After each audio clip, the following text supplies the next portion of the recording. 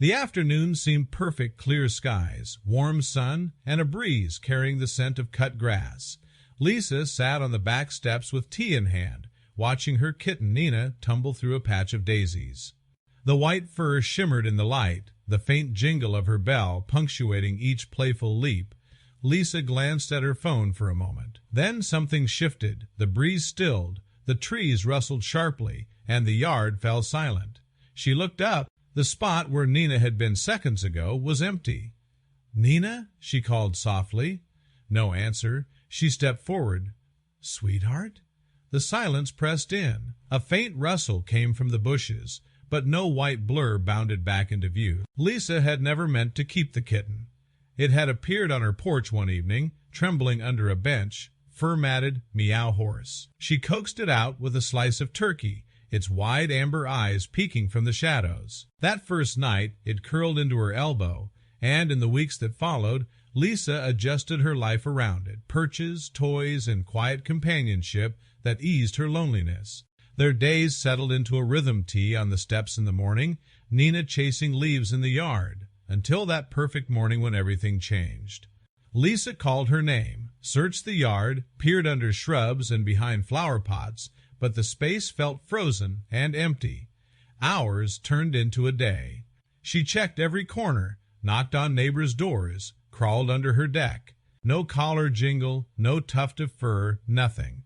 By morning, she was stapling posters on telephone poles. 5 days later, Kevin, a man from the next block, arrived with news his daughter's kitten had vanished the same way.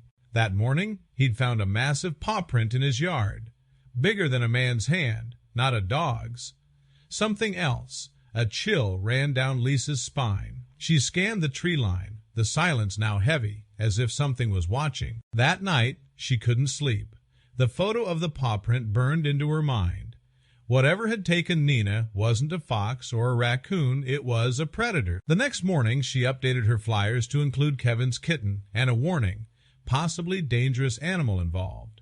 As she went door to door, some neighbors shared uneasy details, a growl behind a shed, trash dragged away in the night. The neighborhood's mood shifted from polite sympathy to concern. That evening, Lisa heard from Caleb, a childhood friend and wildlife biologist. She had sent him the paw print photo without context. His response was quick.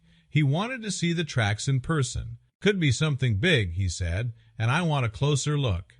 The next day, Caleb arrived with boots, a weathered jacket, and a pack. They began at Kevin's yard, where Caleb examined the prints. "There's more than one," he murmured. "A big cat, moving between yards, not hunting, abducting."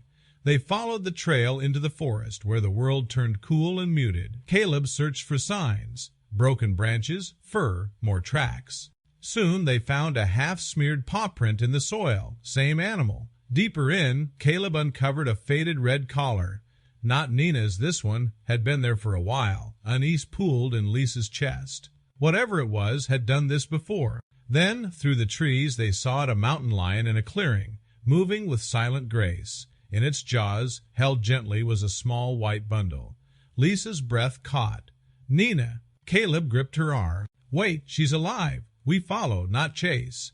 They trailed the mountain lion to a hollow in the earth, where it lay curled beside two kittens, Nina and a gray tabby. The big cat wasn't hurting them. It rested close, tail flicking protectively.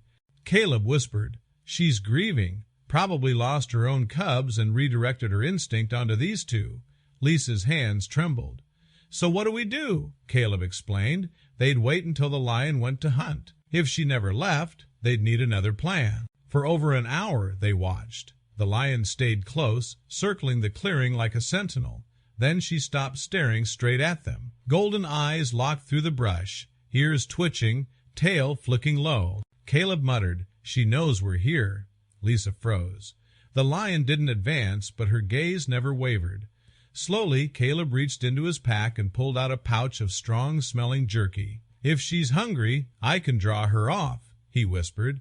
Standing in the open, he placed pieces on the ground, keeping his eyes on hers. The lion rose, powerful and deliberate, following him not for the food, but for him. As Caleb lured her toward the ridge, Lisa crept into the hollow, heart pounding. She scooped both kittens into her arms and ran. Branches clawed at her clothes, brambles scraped her legs, but she didn't stop until she burst from the trees into Kevin's yard. Neighbors rushed over. Kevin's daughter cried with relief, clutching her kitten. Lisa held Nina close, breathless, scanning the tree line. Caleb wasn't there. Panic gripped her until crashing branches revealed him mud-smeared, sleeve torn, but alive. "You ran like hell," he said with a tired grin. "I figured I should do the same." That night, with Nina safe in her lap, Lisa watched her play quietly.